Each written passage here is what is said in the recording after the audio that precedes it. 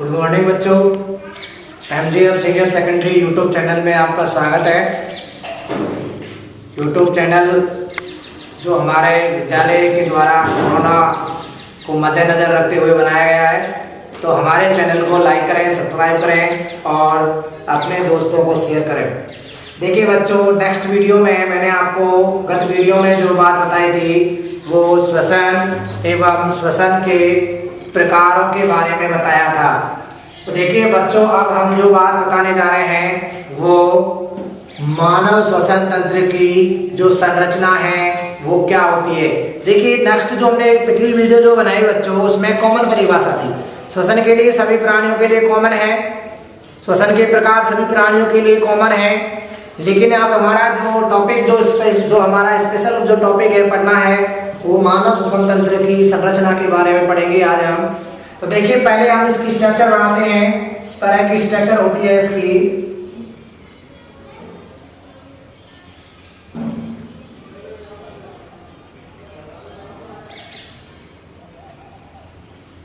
इस तरह से इसमें सी आकार के उपास्थियों के बने हुए छल्ले होते हैं। ये इस तरह से दो भागों बढ़ जाती है।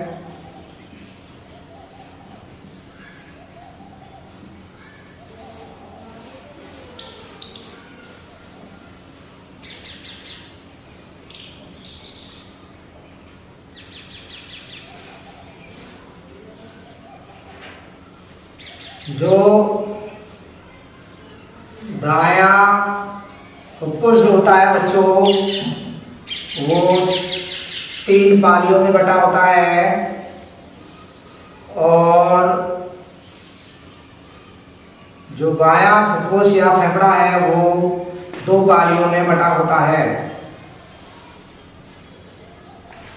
तो इसमें अगर हम इनके थोड़ा सा देखें तो ये इस तरह से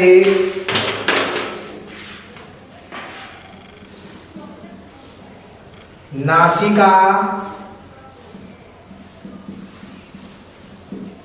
नासागार,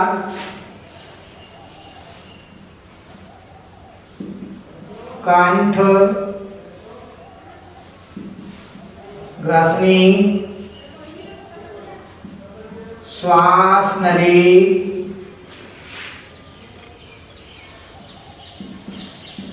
दाया फेफड़ा, बाया फेफड़ा, ये जो है इसे हम श्वसनी कहते हैं। और ये जो 2 आवरण हैं, इन दोनों आवरणों को हम फुफ्फुस आवरण कहते हैं। ये डायग्राम है, इसे डायाफ्राम या इसे तनुपट्ट कहते हैं। तो देखिए इसमें जो आपको दिखाई जो दे दिया जा रहा है, इसमें दिखाई दे रहा है, उसमें मुख्य रूप से कंठ, ग्रसनी, नासिका और जो मुखगुहा है वो आपको इसमें स्पष्ट दिख रहा है। नासाद्वार जो कि मनुष्य के श्वसन तंत्र में एक जोड़ी नासाद्वार होते हैं।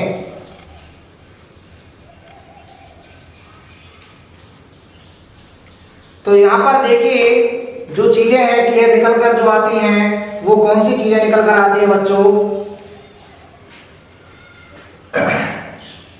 यहां से आगे इसमें जो बटेंगे, आगे इसमें इस तरह से जो बटेंगे वो श्वसनिकाएं कहलाएंगी।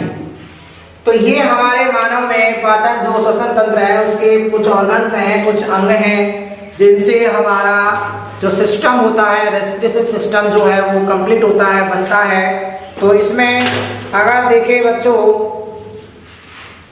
तो कौन कौन से अगर हम देखें यहाँ पर मानव श्वसन तंत्र के प्रमुख अंग।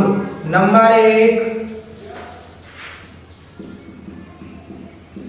नासाद्वार, नंबर 2 ग्रासनी, नंबर 3 श्वास नली, नंबर 4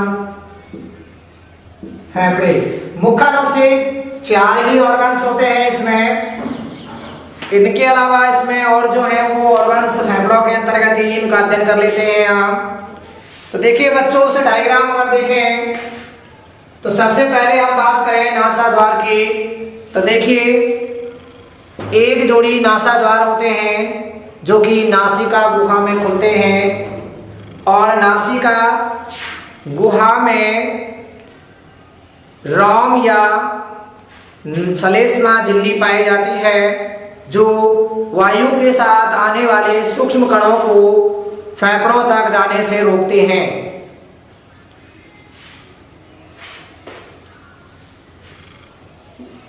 नासा गुहा पीछे की ओर जो ग्रसनी है उसमें खुलती है और दूसरा अंग जो है यहाँ पर वो है ग्रसनी।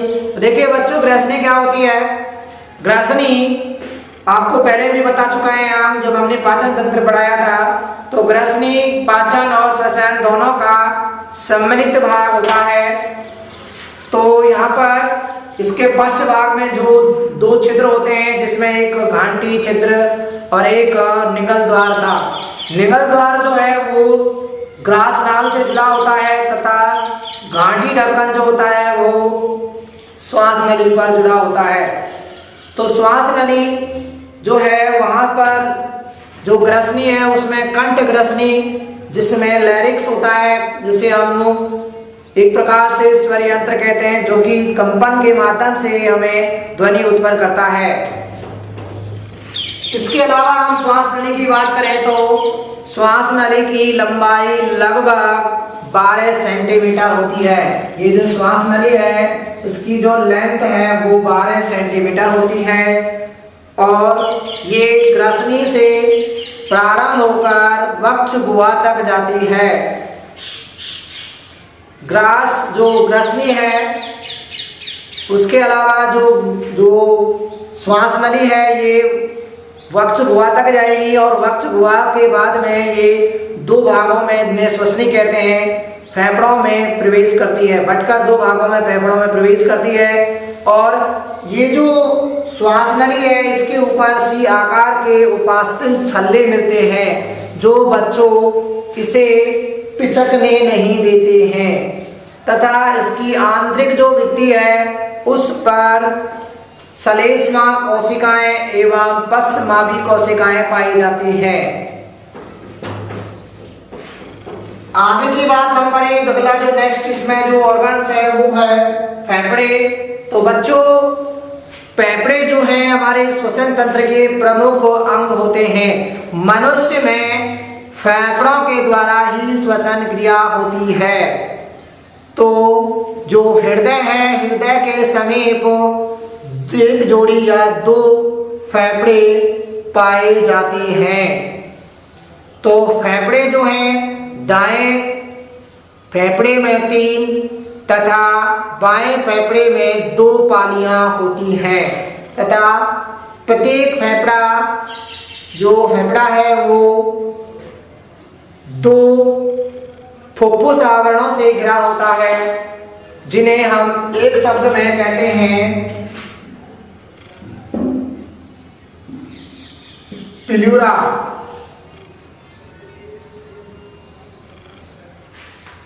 प्लूरा कहा जाता है। और बच्चों, फुफ्फुस आवरण के मध्य में एक तरल भरा होता है जिसे फुफ्फुस आवरण द्रव बोलते हैं और इंग्लिश में अगर कहें तो उनको कहेंगे हम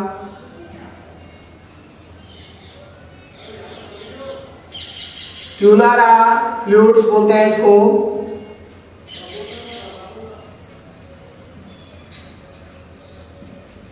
प्लूरा फ्लूइड्स या हम कहें फुफ्फुस आवरण द्रव कहते हैं।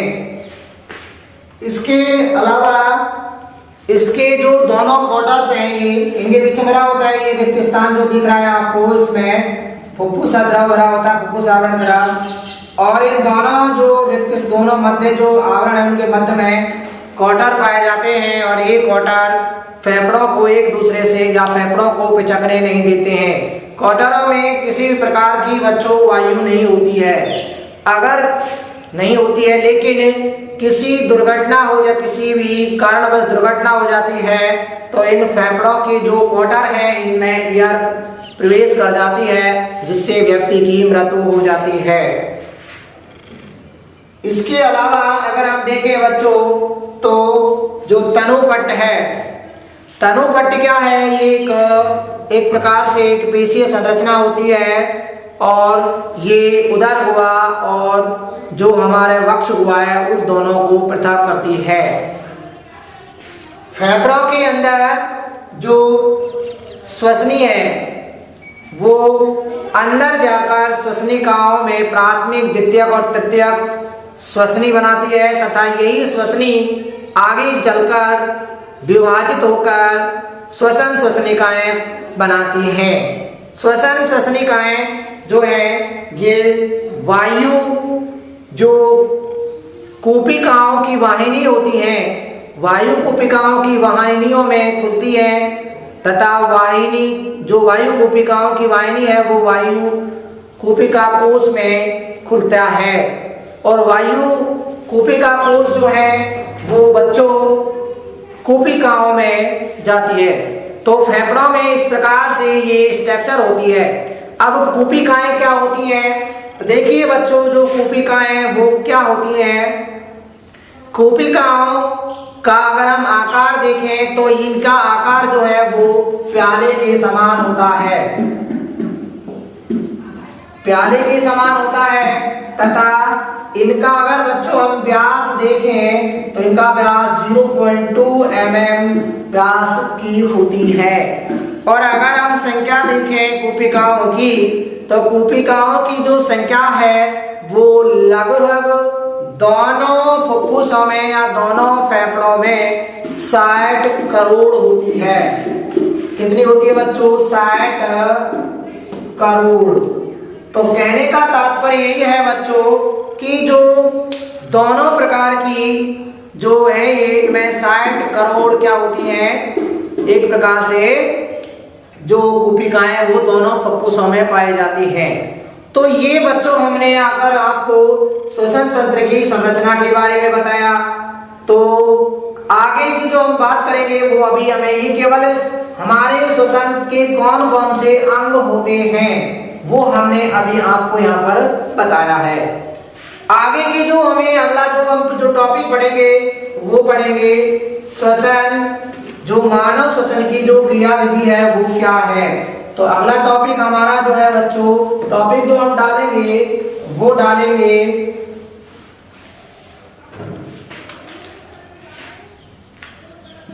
मानव श्वसन की क्रिया विधि। तो देखिए मानव की श्वसन किस प्रकार से होता है। मानव श्वसन की जो क्रिया विधि है बच्चों वो अगर हम देखें तो वो 2 चरणों में पूर्ण होती है। अब वो 2 चरण कौन से हैं अगर हम देखें, श्वसन की क्रिया विधि के चरण। तो पहला चरण जो है इसमें वो है निःश्वसन या निश्चय श्वसन भी कहते हैं, निःश्वसन। दूसरा जो है वो है उच्छ्वसन। तो ये उच्छ्वसन जो है उच्छ्वसन और निःश्वसन दो चरणों में कंप्लीट होता है मानव में श्वसन की जो क्रिया विधि है। तो यहाँ पर पहले हमें निःश्वसन के बारे में पढ़ेंगे। तो देखिए बच्चों निःश्वसन क्या है वो देखना है आपको। निःश्वसन, देखिए निःश्वसन किसे कहते हैं। वायुमंडल में या हम कहें या O2 को वायुमंडल में बाहर त्यागना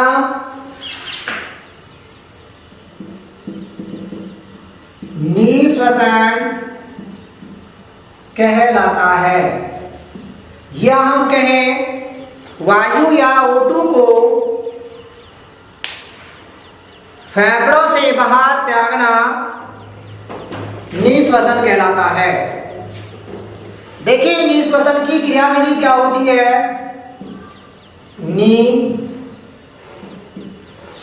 की क्रियाविधि, सॉरी बच्चों त्यागना नहीं है यहां पर। वायु या O2 को वायुमंडल से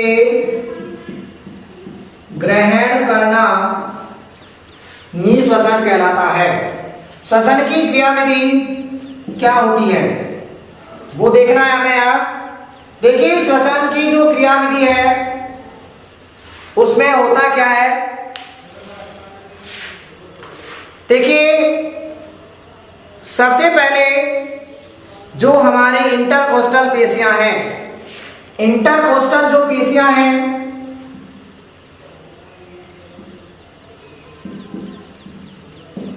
इंटरकोस्टल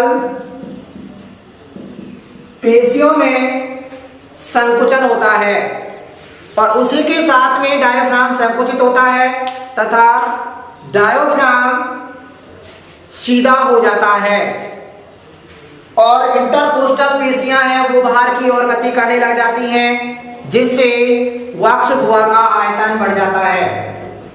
वक्ष गुहा का आयतन जब बढ़ता है तो वायुमंडल का वायुदाब फेफड़ों के वायुदाब से या वक्ष गुहा के आयतन के दाब से अधिक हो जाता है तथा इसी वायुदाब के अंतर के कारण ऑक्सीजन जो है बच्चों वो फेफड़ों में प्रवेश कर जाती है। तो कहने का तात्पर्य ये है, सबसे पहले या हम ये कहें कि निःश्वसन के दौरान सर्वप्रथम इंटरकोस्टल पेशियां एवं तनुपट्ट की पेशियों में संकुचन होता है, जिससे इंटरकोस्टल पेशियां बाहर की ओर गति करती हैं तथा डायफ्राम की पेशियां सीधी हो जाती हैं और उसी के दौरान वक्ष गुहा का आयतन बढ़ जाता है। वक्ष गुहा का आयतन बढ़ने से वायुमंडल का दाब वक्ष गुहा के आयतन के दाब से अधिक होता है और इसी वायु दाब के अंतर के कारण ऑक्सीजन वक्ष गुहा में या फेफड़ों में या वायु कूपिकाओं में प्रवेश कर जाती है। अगर हम देखें बच्चों निःश्वसन की जो क्रियाविधि है, अगर इसको हम देखें तो इसका जो मार्ग होता है कि हम ये कह सकते हैं कि निःश्वसन की क्रिया विधि का मार्ग। तो सबसे पहले आपको पता है नासाद्वार से ग्रसनी से श्वास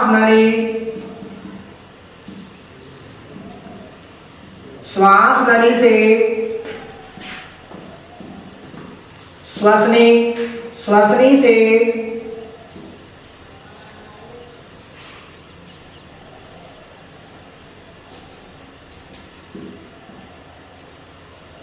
श्वसनी से श्वसनिकाएं और श्वसनिकाओं से वायु कूपिका वाहिनी, इससे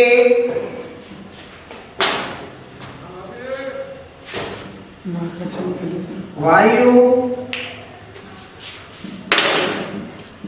कूपिका कोश, और इससे वायु इसमें जाएगी, उसमें बाद में कूपिकाओं में जाएगी, और कूपिकाओं से ये जो कूपिकाएं अगर वहां तक वायु पहुंच जाती है तो वो इस मार्ग से फेफड़ों में पहुंचती है। तो फेफड़ों में ऑक्सीजन पहुंचने का जो मार्ग है बच्चों इस प्रकार से होता है, नासाद्वार में, नासाद्वार से ग्रसनी में जाएगी वायु, वायु से श्वास नली में जाएगी, श्वास नली से श्वसनी में जाएगी, और श्वसनी से श्वसनिकाओं में, और श्वसनिकाओं से वायु कूपिका वाहिनी, वायु कूपिका कोश में, और कूपिकाओं में। इस तरह से वायु जो है या O2 जो है वो फेफड़ों में पहुंचती है। तो ये हमारे जो निःश्वसन है वो इस प्रकार से होता है बच्चों। निःश्वसन है, फिर सुनिए। सबसे पहले जब निःश्वसन की क्रिया प्रारंभ होती है तो इंटरकोस्टल पेशियां एवं डायाफ्राम की जो पेशियां हैं उनमें संकुचन होता है, और इसी संकुचन के दौरान जो इंटरकोस्टल पेशियां हैं वो बाहर की ओर गति करती हैं तथा डायाफ्राम सीधा हो जाता है, जिससे वक्ष गुहा का आयतन बढ़ जाता है। और वक्ष गुहा का आयतन बढ़ने से जो क्रिया होती है वो क्या होगी कि जो हमारा वायुमंडल है उसका जो वायु जो दाब होता है वो अधिक हो जाता है, किसकी तुलना में, जो हमारा जो वक्ष गुहा है उसकी तुलना में। और इन दोनों में जो वायु का अंतर आता है बच्चों, उस वायु के अंतर के कारण ही ऑक्सीजन जो है वो फेफड़ों में प्रवेश कर जाती है।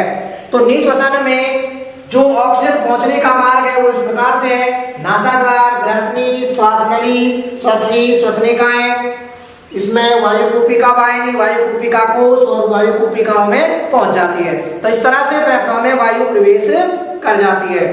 तो दूसरा जो चरण है बच्चों जो मानव श्वसन की क्रियाविधि का, वो क्या होता है, वो चरण जो है उसको हम दूसरा सेकंड नंबर का, जिसे हम कहते हैं उच्चश्वसन।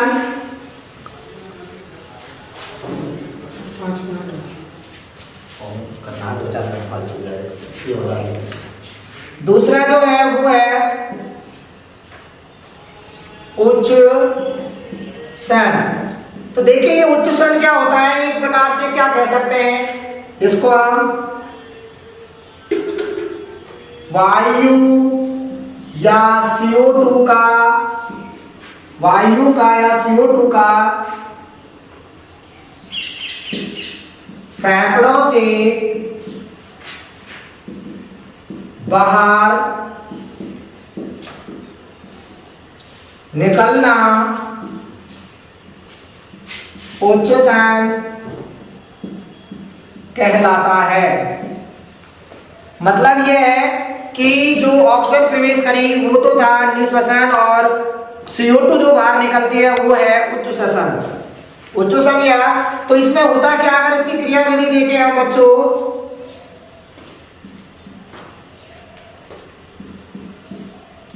उच्चश्वसन की क्रियाविधि देखें तो क्या होता है, देखिए इसमें सबसे पहले ये इसमें अपनी ब्राह्मावस्था में होता है, जैसे ही पुनः इंटरकोस्टल पेशियों में संकुचन होगा और जो डायफ्राम है उनकी पेशियों में संकुचन होता है, और इसी के दौरान जो इंटरकोस्टल पेशियां हैं वो अपनी शिथिलित अवस्था में आ जाती हैं, और डायफ्राम की पेशियां हैं वो भी अपनी ब्राह्मावस्था में, पूर्व अवस्था में आ जाती हैं, जिससे जो वक्ष हुआ है उसका आयतन अपनी पूर्व स्थिति में आ जाता है, और डायफ्राम की पेशियां ऊपर की ओर गति कर जाती हैं, जिससे वक्ष गुहा का जो आयतन है बच्चों वो कम हो जाता है। और वक्ष गुहा का आयतन कम होने से जो वक्ष गुहा है उसका दाब वायुमंडलीय दाब से अधिक हो जाता है, तथा इसी वायुमंडलीय दाब के अंतर के कारण जो CO2 है वो फेफड़ों से या वायु कूपिकाओं से बाहर निकलती है। अगर इसका हम डायरेक्शन देखें तो इसकी डायरेक्शन जो है निःश्वसन के विपरीत होती है, तो इसको हम किस तरह से कह सकते हैं, इस तरह से कह सकते हैं, फेफड़ों से कैसे निकलती है, तो इसको हम कह सकते हैं वायु कूपिका, वायु कूपिका से वायु कूपिका कोश और वायु कूपिका कोश से ये जाएगा वायु कूपिका वाहिनी, और वायु कूपिका वाहिनी से श्वसनिकाएं, श्वसनिकाओं से श्वसनी में, और श्वसनी से श्वास नली, श्वास नली से ग्रसनी, और ग्रसनी से नासागार। तो कुल मिलाकर जो डायरेक्शन है वो विपरीत हो जाती है उच्च श्वसन में। तो आज हमने जो श्वसन तंत्र की संरचना, श्वसन, मानव श्वसन की क्रियाविधि, ये जो टॉपिक थे दो, वो हमने आज आपको इस वीडियो में कराए। और इन टॉपिक से संबंधित कोई भी समस्या जो है तो उसे हम कमेंट्स में शेयर करें, और हमारे चैनल को पुनः लाइक एवं शेयर करें एवं सब्सक्राइब करें, तथा अपने दोस्तों को ज्यादा से ज्यादा पुनः शेयर करें। थैंक यू बच्चों, अगली वीडियो में मिलेंगे नेक्स्ट डे। Thank you.